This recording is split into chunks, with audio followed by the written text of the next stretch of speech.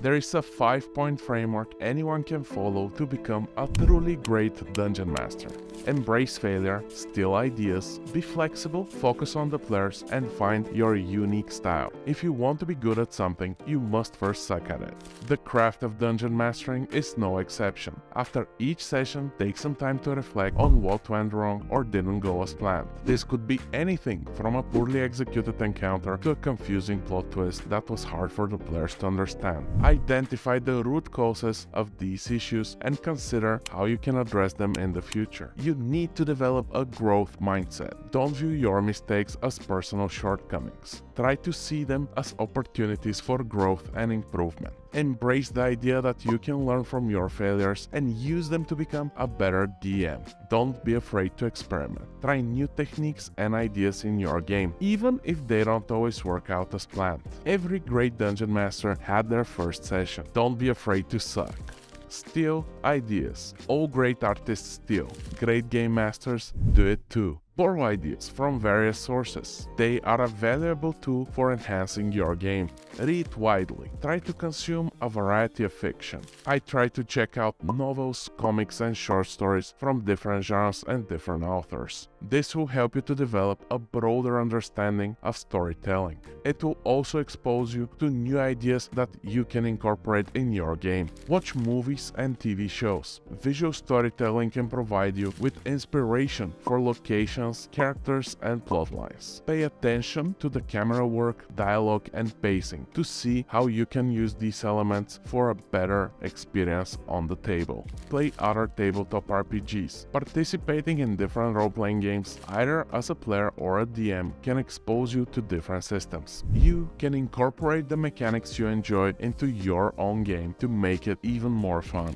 Be flexible. As a dungeon master, it's extremely important to learn to adapt and improvise in response to your players' actions. They will often come up with unexpected solutions or take the story in unforeseen directions. Being flexible will allow you to maintain an engaging and immersive experience without railroading them. When planning encounters, quests, or story arcs, consider multiple possible outcomes based on different player choices. Try to design encounters, NPCs, and locations that can be easily adapted or repurposed for different situations. This allows you to quickly adjust your game plan in response to what the players did or unexpected turns of events. If your content is modular, you will rarely have to throw away hours of prep work. Learn to think on your feet. Practice your improvisational skills so you can quickly generate new ideas. This can be as simple as making up an NPC's name on the spot or as complex as improvising an entire encounter.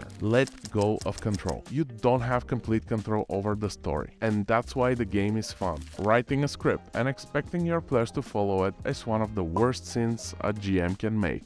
Don't use your friends as a captive audience. Set up the stage and let them bring it to life however they like. Focus on the players. As a dungeon master, your primary goal is to create an enjoyable and engaging experience for everyone around the table. Tailor your game to the preferences of your players and pay attention to their needs. This will increase the probability that everyone will have fun. Observe your players. Try to notice if they prefer combat, exploration, puzzle solving, or social interactions. Most people have a hard time pinpointing their own preferred playstyle. This is why a direct conversation on the topic will rarely give you true insight.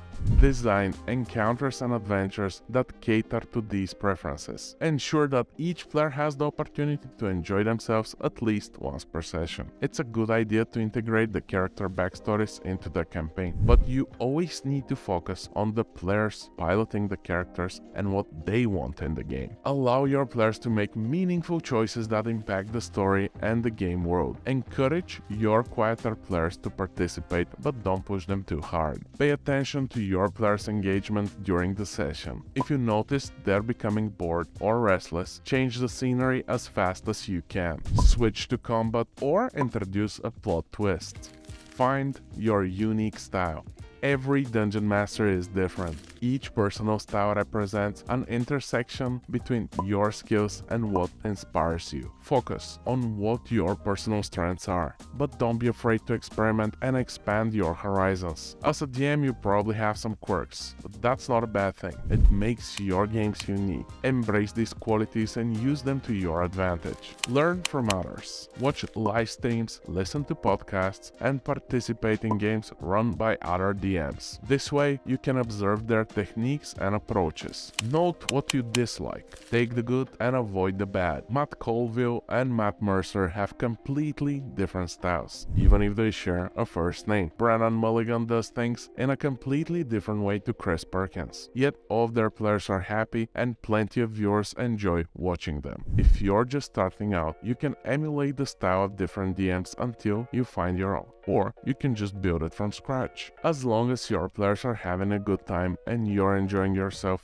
your style is perfect. Following this framework will make you a better Dungeon Master, but you also need to avoid some mistakes almost every GM makes. To learn more, make sure you check out this video.